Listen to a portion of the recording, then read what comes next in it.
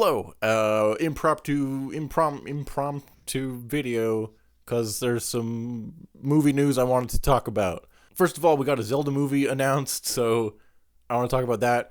But second of all, there was a trailer for the live-action Netflix Avatar the Last Airbender series. Let me say some things about that, because this is the one that I just watched right before recording this, and I have thoughts. Mostly, I think it looks pretty good.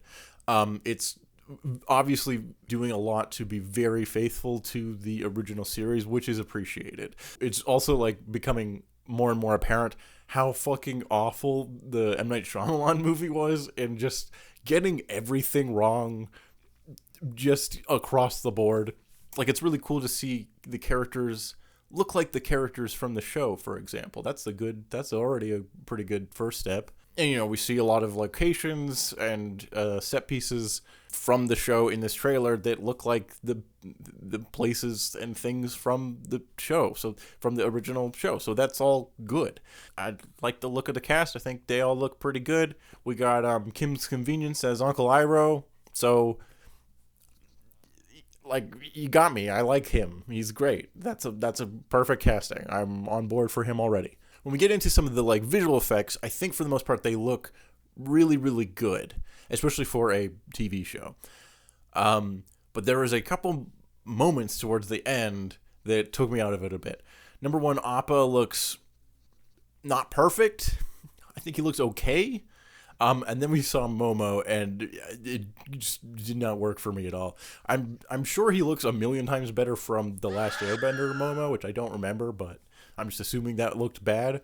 But that was just enough to completely make me lose my immersion and take me out of the whole thing completely. Because I was already going into this fairly skeptical. They've had some weird production things. The original creators left being involved with this new live action remake series, which could be a very many number of reasons, but is usually not a great sign when the original creators are like, we don't think they're doing a good job, so we're leaving. But at the same time, them actually making the thing look like the show and playing the Avatar music in the trailer was enough to kind of get me interested in actually watching this, because I probably wasn't going to before I saw this trailer. I don't know if I will still. But then just getting taken out of the experience from seeing Momo just was and it's not that bad of CG. I don't want to blame the CG artists or anything. I'm sure there's a lot of stuff in this trailer that they clearly worked extremely hard on, and I think the majority of stuff looks really, really good. But Momo not looking perfect and looking kind of weird, because he's a weird monkey lemur creature that doesn't exist in real life, so you can't really, it's harder to do that with practical elements, so it has to be a CG thing, was just enough to make me question the whole thing of why are we doing this?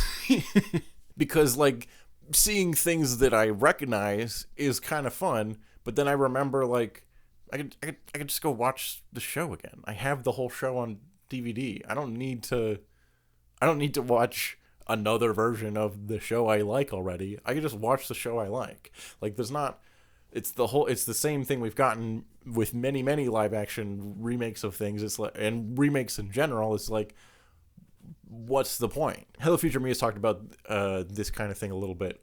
He's the authority on all Avatar stuff, so check him out if you haven't for some reason. About the nature of adaptation and what do you change, what do you keep? Because what it looks like they're trying to be very, very faithful, which is good, but being so faithful to the original that it's what is even the point of this? Just that they're in live action? Why do I care about that? Just so that they look more realistic? Who cares? I related to the characters fine when they were animated. In fact, I probably related to them more because they were animated. The show's already fucking, I can just watch it's just reminding me of wait a minute, why do I care about this? And they almost had me, but the Momo CGI was not 1,000,000% perfect, which is the case with a lot of things because it's like, just do it animated and then it looks fine. And Momo, I've never questioned my love for Momo in the animated series, because he's just a cartoon lemur and he looks great. I don't know, I'm just kind of rambling here, but the point is, okay, here's the thing that got me. Let me pull up a quote. So I was looking briefly through the comments to see what people think. Mostly positive things, mostly people being like, hey, this looks pretty good. I hope the series works out. I'm looking forward to this, that kind of stuff. Mostly positive. And there was one comment that really fucking grinded my gears. So I'm going to read it. One sec. The way this show moves the soul is awe-inducing. I am so excited to watch my childhood come to life for real this time. And I don't want to say like who commented that, because that feels mean, but what the fuck are you talking about? I can't wait to watch my childhood come to life? What the fuck are you talking? You know the show, you could watch Avatar. You want to watch your childhood come to life again? Rewatch Avatar the Last Airbender.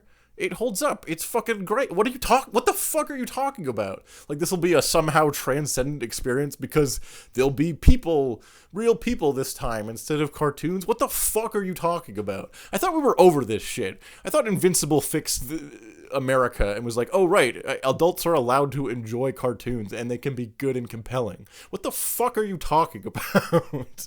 And it's this attitude that like makes me so not interested in this show, because like somehow making it a live action movie like validates it as a thing that exists. It's like, oh, now I can enjoy it because it's live action. What the fuck are you talking about?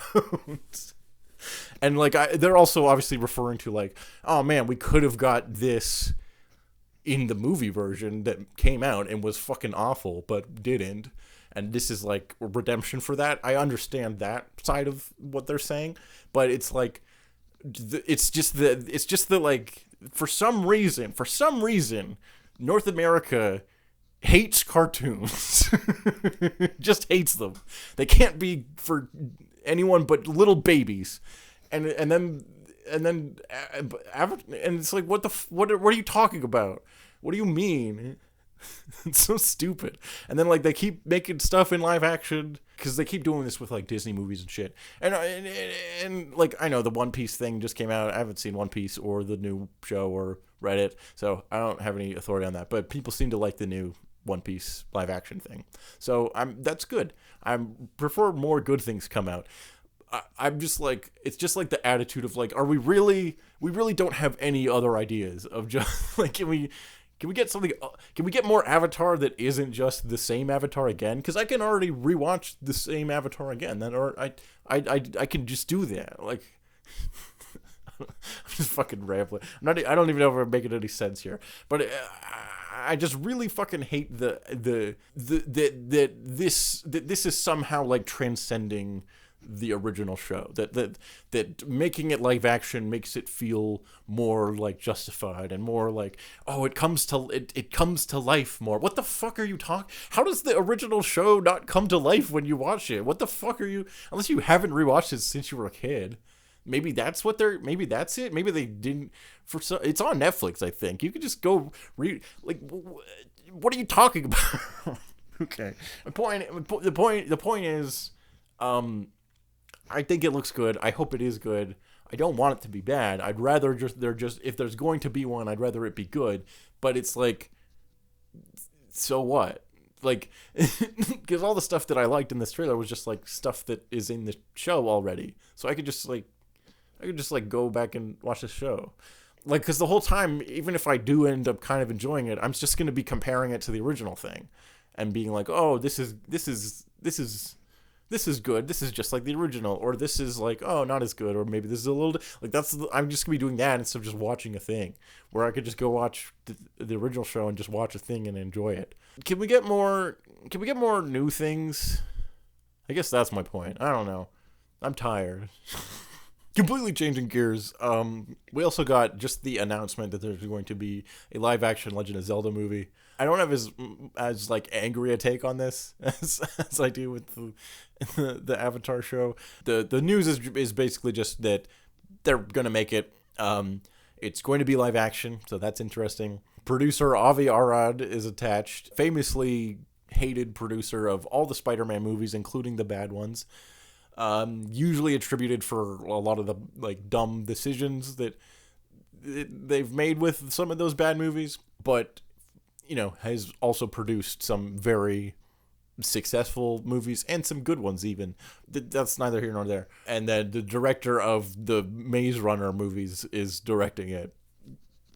Okay. People seem to like have takes on that, which is interesting to me because who directed the Mario movie? Exactly. You don't fucking know. And nobody thought to mention it or look it up at any point during the production or trailers or like release of that movie. So the directors don't usually matter that much in these types of corporate products. But Zelda is an interesting case for me because I really like Zelda. I like Mario as well, but there's like not a whole lot to it. So like the fact that they just like made the characters look like the characters and made it animated and it was like decent was like, and they put Mario music in the movie, like all of those things, it was enough to be like, hey, that was pretty good. That could have been a lot worse. Zelda gets a lot more complicated. Zelda, you have a more complex world, more complicated characters, and you also have and more of a real story to adapt. However, the story changes wildly game to game. There is technically a connected timeline, but also some of the games completely ignore it and don't care about it whatsoever. So does it even matter to pay attention to any of that? I don't know. It depends on the game. But there is a lot more going on and a lot more ways that could be really cool in a movie. I think there is many ways you could make a really great Zelda movie. Will they do that? I don't know.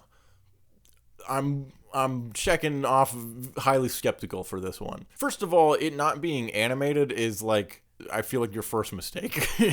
There are so many more variables of ways things can go wrong with live action versus animation. People have talked about like, oh, a Studio Ghibli movie style anime Zelda would be really cool.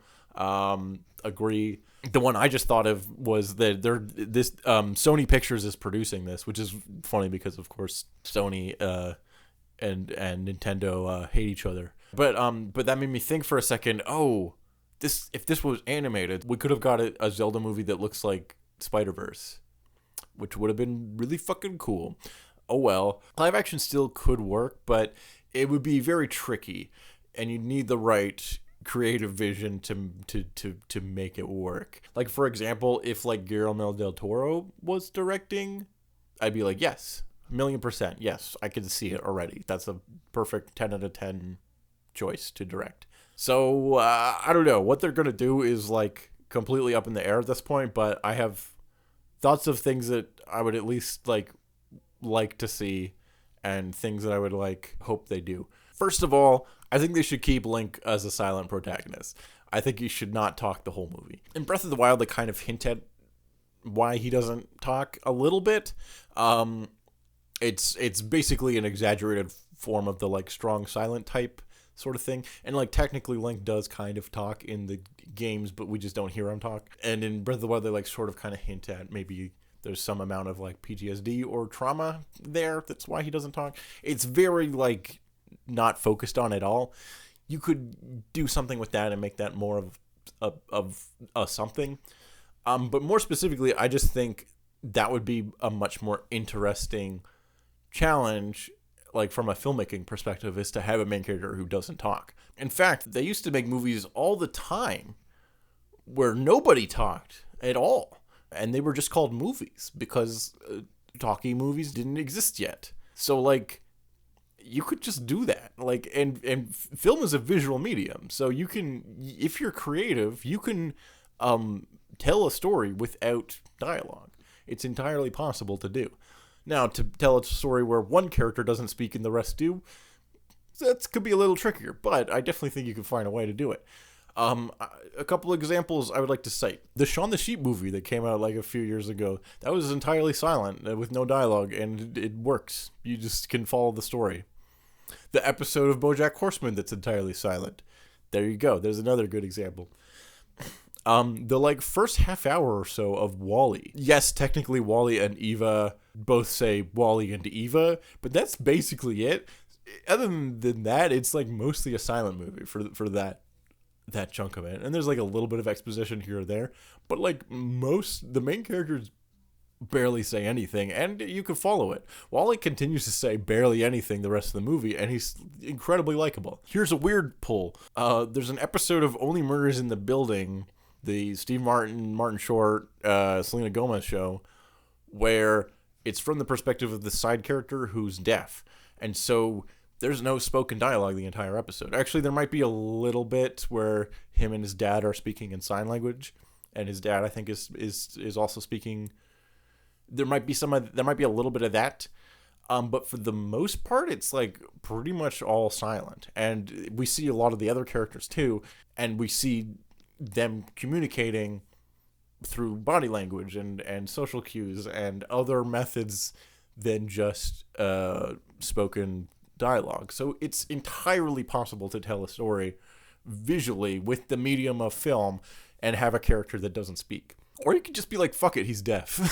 And he speaks in sign language. Like, that would kind of be cheating a little bit, and you wouldn't get as many, like, yachts, but you could do it. It could make it work. Make Lig silent, you cowards, is my first thing that I want. Number B, I really, really want to see a practical, like, makeup and prosthetics Goron and Zora. That's it. I just think they would look so cool if they were done practically. They'll probably be done in CGI if they're in the movie, which not necessarily, depending on what story they're going with. But it would be so fucking cool to see a like puppet Goron. Are you kidding me? That would look fucking awesome. And Doug Jones Fishman Zora. Like hell yeah. Sign me up, please. I want to kiss that sexy fish. But whatever, they'll probably just cast Tom Holland and that'll be the movie. I don't know. We're very early on, but those are a couple things that like I want to see. Story wise, completely depends on, what direction they're going. Also, one other thing, another challenge for doing it in live action is Link's hat looks really fucking stupid. Like, I love his hat. It looks awesome in every game. But even the best cosplays out there have, I think, barely managed to make his hat look anything but kind of dumb. So, good luck with that. But it could be cool. I don't know. Make Link silent and have a practical Goron and a practical Fishman. That's it. That's all my thoughts on the Zelda movie. What do you think on these random topics that are not really connected, but both news things happen within the same week?